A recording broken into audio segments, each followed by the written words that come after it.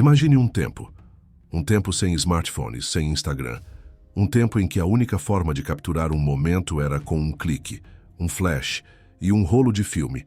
Esse era o mundo da Kodak. Para a geração dos nossos pais e avós, a Kodak não era apenas uma empresa. Ela era sinônimo de memória, de aniversário, de férias em família, de sorrisos desdentados e de paisagens inesquecíveis. Aquele tom amarelo e vermelho da embalagem era a promessa de que a sua vida, os seus momentos mais preciosos, seriam registrados e guardados para sempre. A Kodak inventou a fotografia pessoal. Tornou algo complexo em algo acessível para todos. De 1888, quando George Eastman lançou a primeira câmera portátil até o ápice do seu poder, a Kodak era a dona do mercado. Ela não vendia apenas produtos, ela vendia a emoção de reviver o passado. Mas e se eu dissesse que a empresa que revolucionou a forma como vemos o mundo foi a mesma que falhou em enxergar o futuro? E se a empresa que capturou o nascimento da fotografia digital foi também a que se recusou a acreditar nela? Essa é a história do trágico fim da Kodak. Uma história não de uma falência repentina, mas sim de uma oportunidade perdida.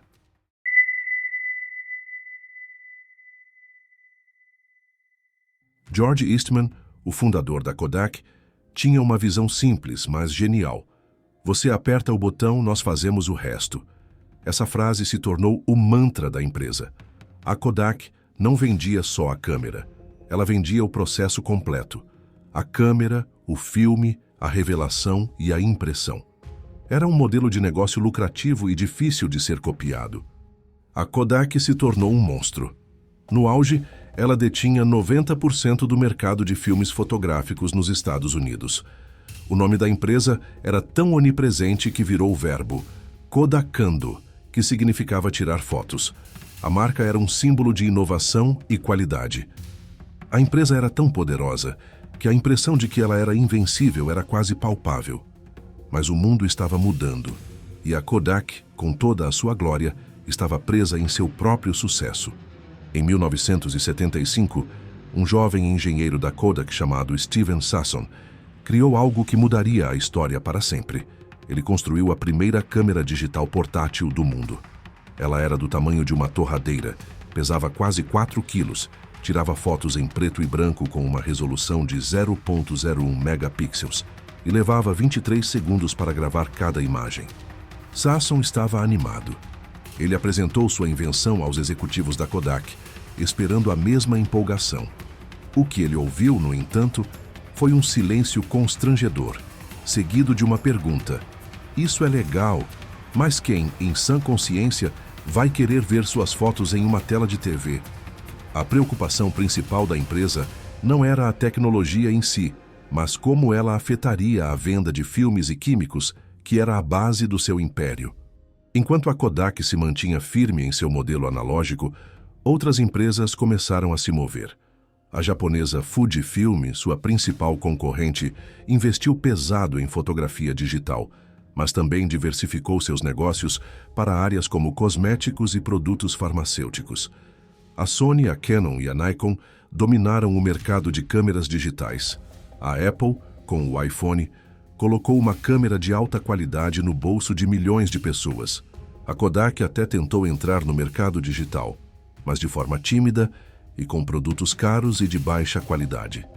Eles pensavam que as pessoas ainda se importariam com a marca, mas a lealdade do consumidor não resistiu à conveniência e à qualidade das novas tecnologias.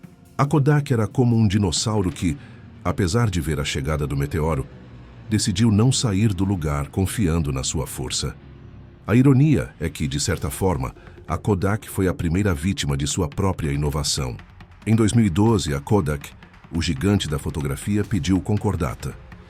Um nome que um dia foi sinônimo de inovação e sucesso, tornou-se um alerta para todas as empresas.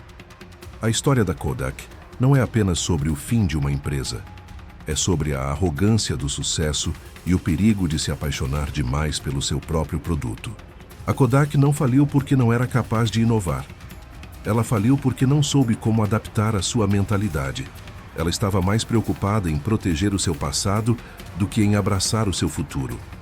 A empresa não soube quebrar as próprias regras. Hoje o nome Kodak ainda existe, mas em uma forma muito reduzida. Eles vendem alguns produtos e se concentram em impressão e embalagens industriais.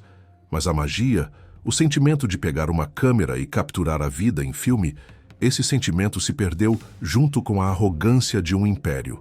A história da Kodak nos ensina uma lição valiosa. A inovação nem sempre vem de fora. Muitas vezes, ela nasce dentro de casa.